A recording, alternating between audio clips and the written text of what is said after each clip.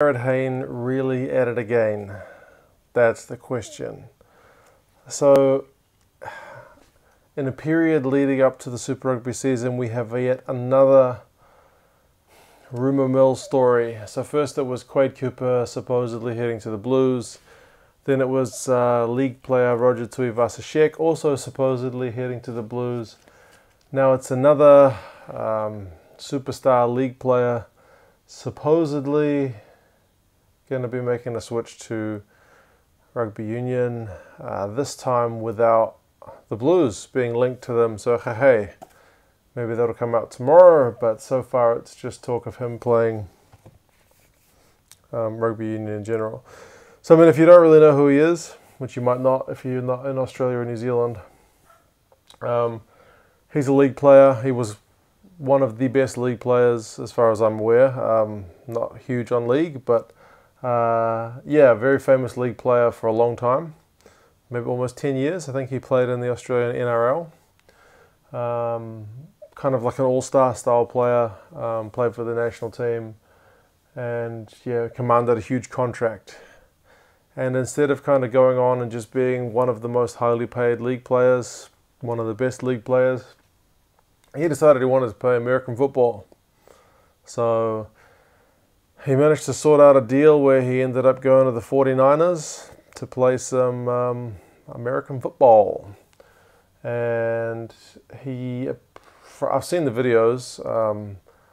In the preseason games, he actually looked pretty good. It was like, wow, maybe these skills from rugby league are going to transfer well into American football, because he was catching and getting good yards. And then the regular season came along and things did not go very well. He was eventually cut from the team, kind of made to play with the training squad, and then eventually retired from the NRL. To go back to league? No, don't be silly. To play rugby sevens. And for Fiji, he's an Aussie, but he's got a Fijian dad. So yeah, he thought he'd try his hand at sevens. For the love of sevens, you may ask? Or possibly because of the fact that there was Olympic Games coming up and it was a good chance to win a gold medal. Who doesn't want a gold medal? So yeah, he played some sevens for the Fijian sevens team, and if you're any fan of sevens, if you know the game at all, you know Fiji is pretty much either the best or like a top 3 team perpetually. So yeah, he played some games for them, but ended up not making the sevens squad, funnily enough. Like a guy who just steps in kind of at the last minute couldn't make the best sevens team in the world. Go figure. So he decided, I think probably correctly at the end, to make his way back to league, where he made his name, where he made all his money.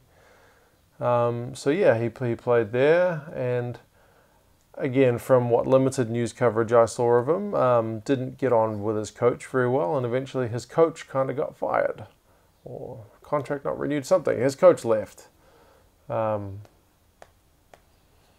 Yeah. And then he ended up leaving that team anyway. So now there's talk of him coming to rugby union.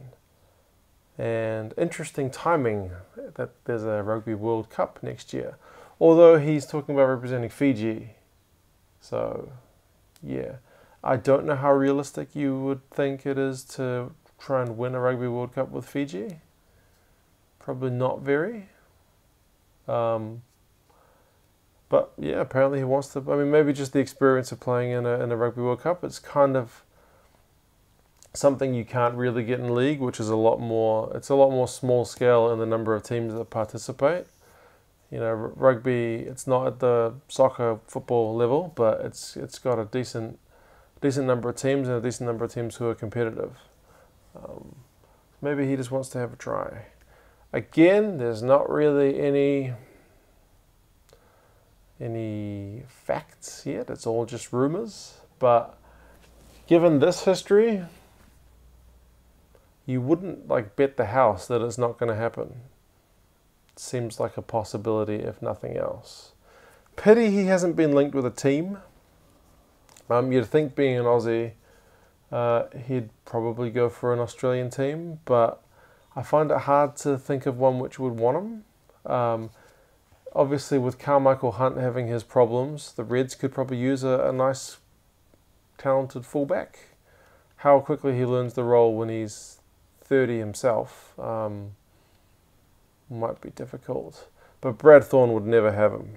He is the opposite of what Brad Thorne wants. Yeah. The Waratahs have already got one of the best fullbacks in the world, so I don't think they would take him. They've already got Israel Folau.